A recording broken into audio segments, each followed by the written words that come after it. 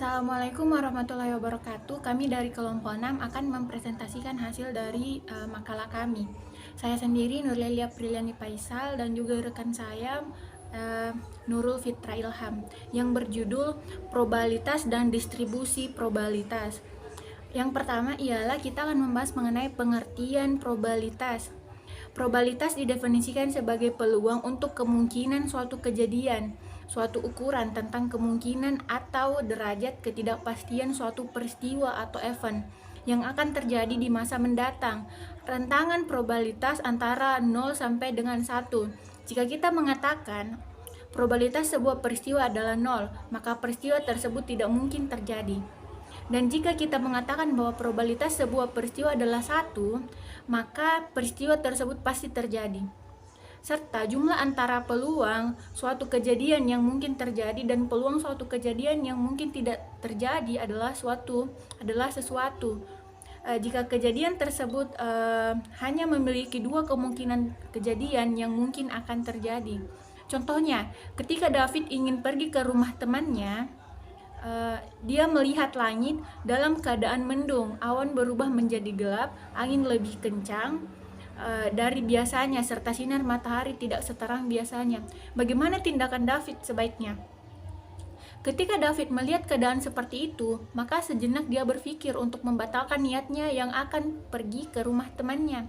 Ini karena dia berhipotesis bahwa sebentar lagi akan hujan dan kecil kemungkinan bahwa hari ini akan tidak hujan, mengingat gejala-gejala alam yang mulai nampak.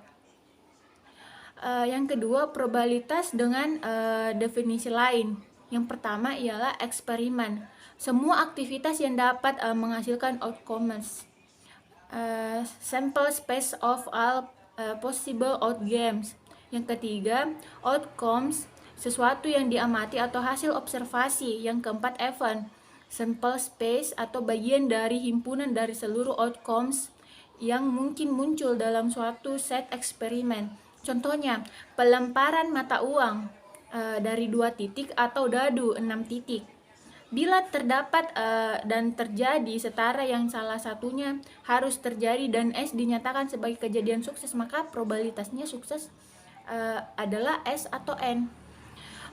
Yang kelima ialah mutually exclusive atau bertentangan.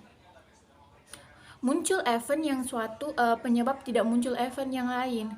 Yang keenam ialah collectively exclusive atau lengkap. Munculnya head and tail pada sebuah lemparan koil dan tidak ada lagi outcomes yang muncul atau salah satu harus terjadi. Mungkin itulah saja yang saya paparkan. Selanjutnya saya kembalikan atau saya serahkan kepada teman saya atau rekan saya Nurul Fitra Ilham. Baik, selanjutnya manfaat probabilitas dalam penelitian. 1. Membantu penelitian dalam mengambil keputusan yang lebih tepat. Pengambilan keputusan yang lebih tepat dimaksudkan tidak ada keputusan yang sudah pasti karena kehidupan mendatang. Tidak ada yang pasti kita ketahui dari sekarang karena informasi yang didapat tidaklah sempurna. Yang kedua, dengan teori probabilitas kita dapat menarik kesimpulan secara tepat atas hipotesis yang terkait tentang karakteristik populasi. Dan yang ketiga, mengukur derajat ketidakpastian dari analisis sampel hasil penelitian dari suatu populasi. Slide selanjutnya, definisi distribusi binominal. Distribusi binominal adalah suatu distribusi probabilitas yang dapat digunakan bila mana suatu proses sampling dapat diasumsikan sesuai dengan proses Bernoulli. Misalnya, dalam pelemparan sekeping uang logam sebanyak 5 kali, hasil setiap ulangan mungkin muncul sisa gambar atau sisa angka. Begitu pula bila kartu yang terambil adalah kartu merah atau gagal, bila yang terambil adalah kartu hitam. Ulangan-ulangan tersebut bersifat bebas dan peluang keberhasilan setiap ulangan tetap sama, yaitu sebesar 1/2. Slide selanjutnya, ciri-ciri distribusi binominal. Yang pertama, setiap percobaan hanya mempunyai 2 kemungkinan hasil. sukses atau hasil yang dihendaki, dan gagal atau hasil yang tidak dihendaki. Yang kedua, setiap percobaan bersifat independen atau dengan pengambilan. Dan yang ketiga, probabilitas sukses setiap percobaan harus sama, dinyatakan dengan P, sedangkan probabilitas gagal dinyatakan dengan Q. Dan jumlah P dan Q harus sama dengan 1. Dan yang keempat, jumlah percobaan dinyatakan dengan N, harus tentu jumlahnya. Yang slide selanjutnya, penerapan distribusi binominal. Jumlah pertanyaan di mana Anda dapat mengharapkan bahwa terkenan Anda benar dalam ujian pilihan ganda. Jumlah asuransi kecelakaan yang harus dibayar oleh perusahaan asuransi.